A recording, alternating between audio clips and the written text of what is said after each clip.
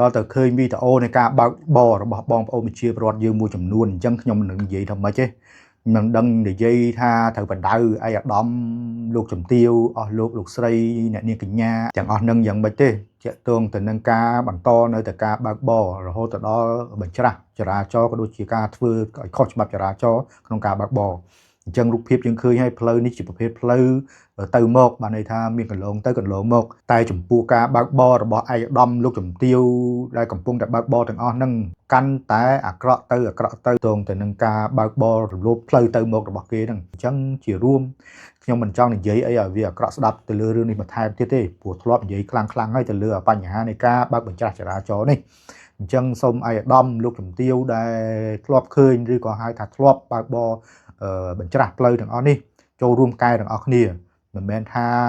ឯកឧត្តមលោកជំទាវដែលកំពុងតែបើកបរទាំងអស់នេះធ្វើខុសហើយមិនអាចកែបានហើយមិនអាចទទួលយកបានទេអញ្ចឹងយើងត្រូវចូលរួមទាំងអស់គ្នាក្នុងការកែលម្អបងប្អូនប្រជាពលរដ្ឋយើងអំពីបញ្ហានៃការបើកបរបើយើងនៅតែបន្តបើកបរបញ្ហាចរាចរណ៍នៅតែរបៀបនេះមិនយូរទេ5ឆ្នាំទៅ10ឆ្នាំទៀតស្ថានភាពចរាចរណ៍នៅក្នុងប្រទេសកម្ពុជារបស់យើងវានឹងយ៉ាប់ជាងប្រទេសឥណ្ឌាយ៉ាប់ជាងប្រទេសបង់ក្លាដេសទៅទៀតដែលចរាចរណ៍មហាវេទនាមហាយ៉ាប់យឺនមែនទែនហើយជារួមតកតងទៅនឹងបញ្ហាហ្នឹងក៏មិនចង់បន្ទោសឲ្យខ្លាំងដែរតែគាត់ថាស្នើឲ្យឯកឧត្តមលោកជំទាវ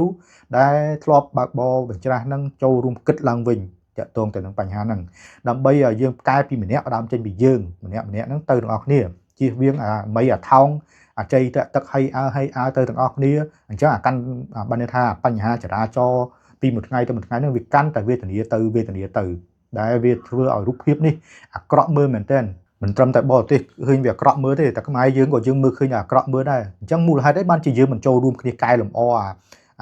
ទម្លាប់អាក្រក់របស់យើងទាំងអស់គ្នាហ្នឹងវាធ្វើឲ្យវាចំណេញពេលប្រហែលទៅអាការជិះបញ្ច្រាស់ចរាចរណ៍ហ្នឹងតាំងដល់ទៅពេលគេជិះមកប៉ះមកពៀទៅតាំងមកទៅជែកគ្នាការពិតបើនិយាយជារួមអ្នកជិះបញ្ច្រាស់អញ្ចឹងបើអ្នកជិះស្របផ្លូវគេជិះទៅបុកហើយគេទាលួយសំណងទៅទៀតកុំបាច់មកដូចក្នុងវីដេអូនេះអញ្ចឹងគេជិះស្របផ្លូវឯងជិះបិទផ្លូវគេហើយគេជិះទៅប៉ះបន្តិច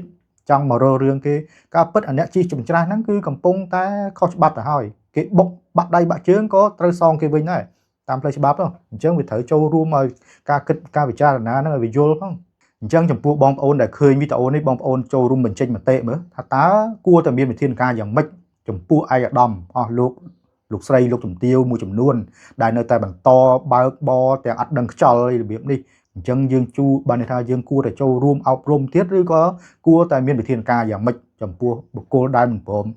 កែបើអ្នកណាគាត់ឃើញបញ្ហាហើយគាត់កែអាហ្នឹងជា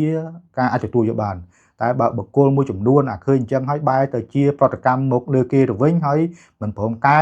អាហ្នឹងគួរតែយ៉ាងម៉េចគួរតែ3ជើងរាប់មួយឬក៏គួរតែយ៉ាងម៉េច